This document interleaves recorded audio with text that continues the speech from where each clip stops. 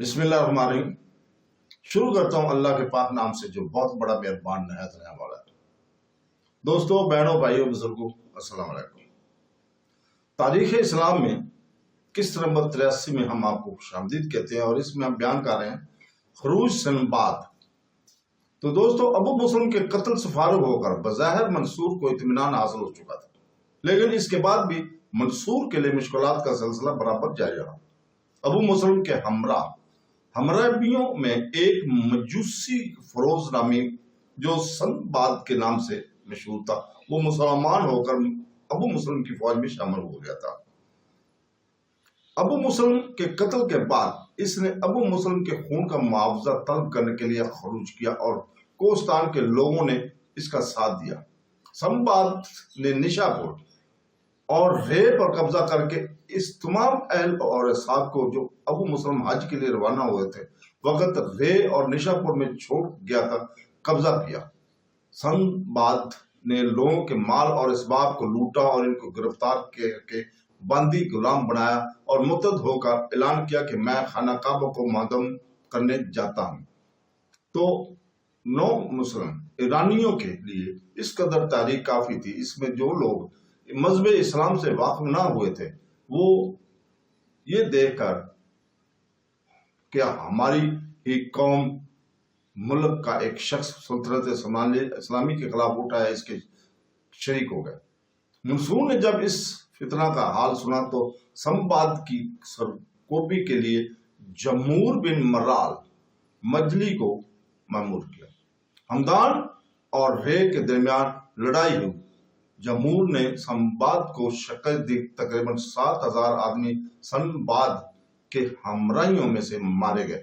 سنباد نے فرار ہو کر طبرستان میں پناہ لی۔ وہاں عامل طبرستان کے ایک خادم نے سنباد کو قتل کر دیا۔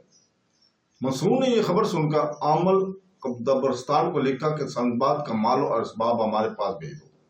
اس نے مال اور اسباب سے انکار کیا۔ منصور نے عامل طبرستان کی گوشمالی کے لیے فوج بھیجی۔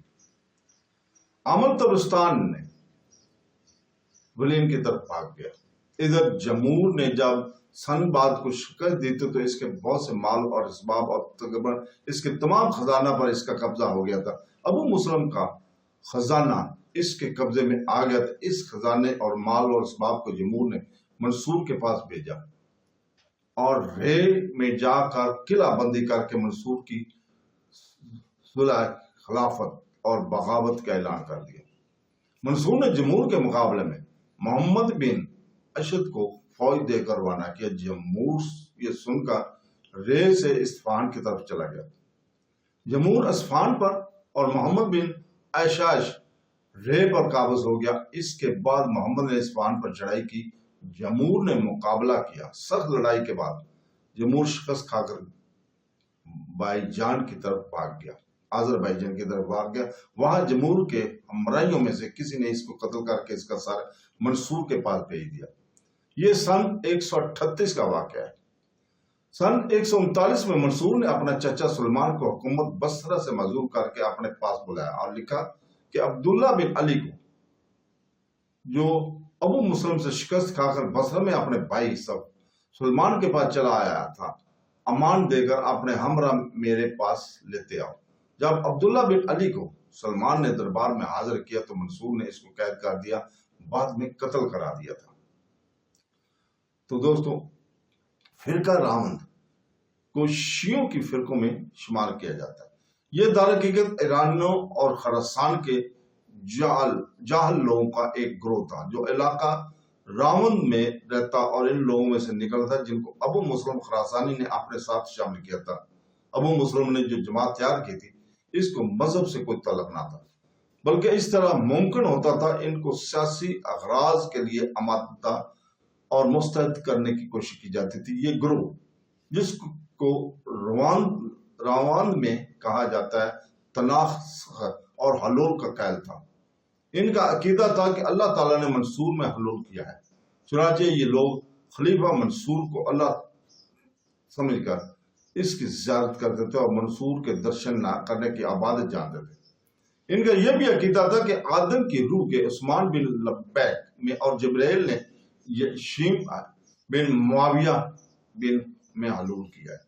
یہ لوگ دارالخلافہ میں آ کر اپنے اعمال اور عقائد اور ناشادنی کا اعلان کرنے لگے تو منصور نے ان میں سے 200 آدمیوں کو پکڑ کر قید کیا۔ ان کی 500-600 کی تعداد اور موجود تھی۔ ان کو اپنے ہم عقیدہ لوگوں کو اس گرفتاری سے استحصال پیدا ہوا اور اس قید خانے پر حملہ کر کے اپنے بھائیوں کو قید سے چھڑا لیا اور پھر منصور کے مال کا محاصرہ کر لیا۔ تعجب کی بات ہے کہ وہ منصور کو اللہ کہتے تھے اور پھر اس اللہ کی مرضی کے خلاف آمادہ جنگ تھے۔ اس موقع پر یہ بات قابل تذکرہ ہے کہ یزید بن ہیرو کے ساتھیوں میں معن بن زیدہ بھی تھا۔ جب ابن حبیرہ کی لڑائیاں عباسیوں سے ہوئی تھی تو معن بن زیدہ بن حبیر اور نامور قہرداروں میں سے ایک تھا۔ معن بن زید ابن حبیرہ کے بعد دارالخلافہ ہاشمیہ میں آ کر وہ پوش ہوا تھا اور منصور اس کی تلاش و جستجو میں تھا کہ معن بن زید کو گرفتار کرا کر قتل کرے۔ ان بد مذہب راندیوں نے جب منصور کے محل کا محاصرہ کیا تو منصور پیادہ اپنے محل سے نکل آیا اور بلوائیوں کو مارنے اور ہٹانے لگا۔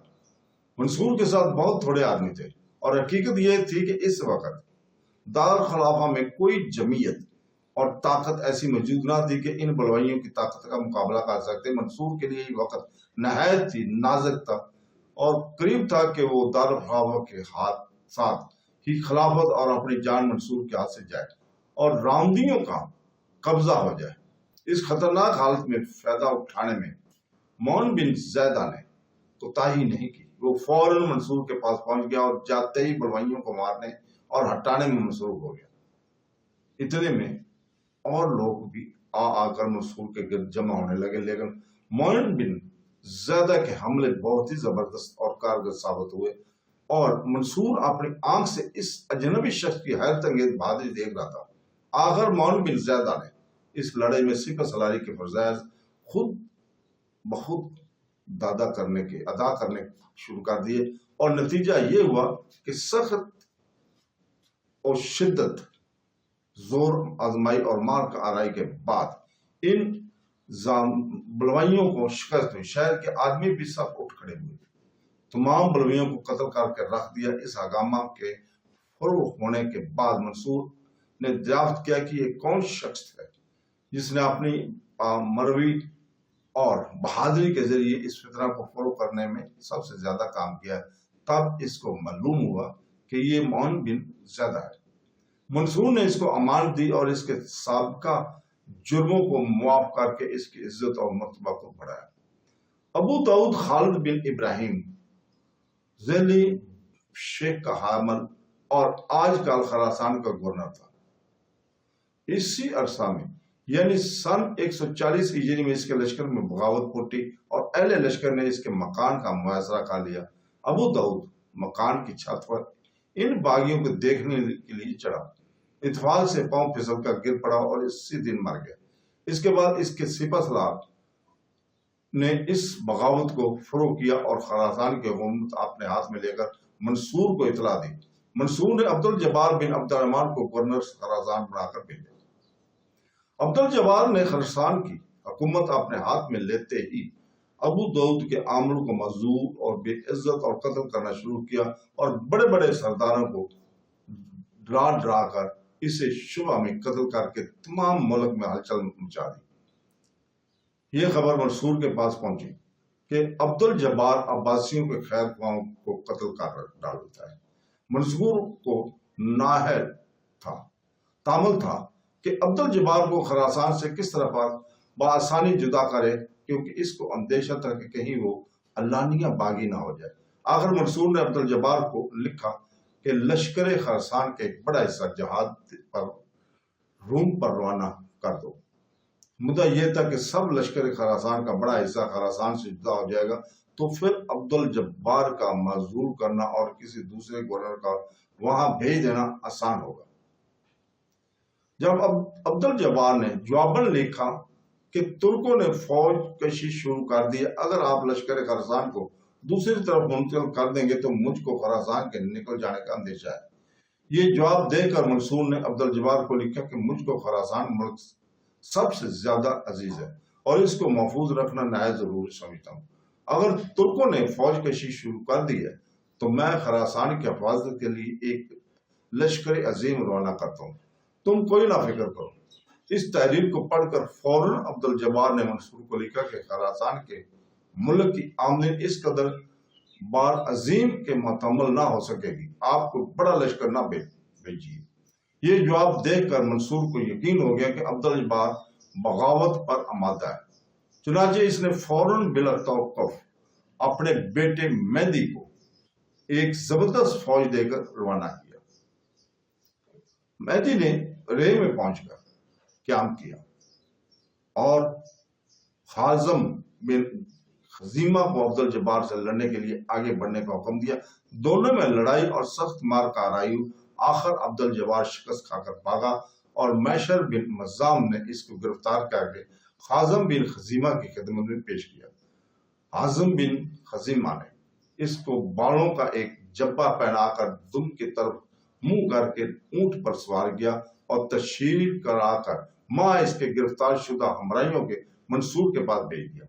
मंसूर ने लोगों को कैद कर दिया और सन 142 हिजरी में अब्दुल जब्बार के हाथ पांव काट कर कत्ल करने का हुक्म दिया। अब्दुल जब्बार पर फतह पाने के बाद मेहदी ने खरासान की हुकूमत अपने हाथ में ले ली और सन 149 तक वो खरासान का गवर्नर रहा। तो दोस्तों, इसके साथ ही हम इजाज़त चाहते हैं। कल तक के लिए अल्लाह हाफ़िज़।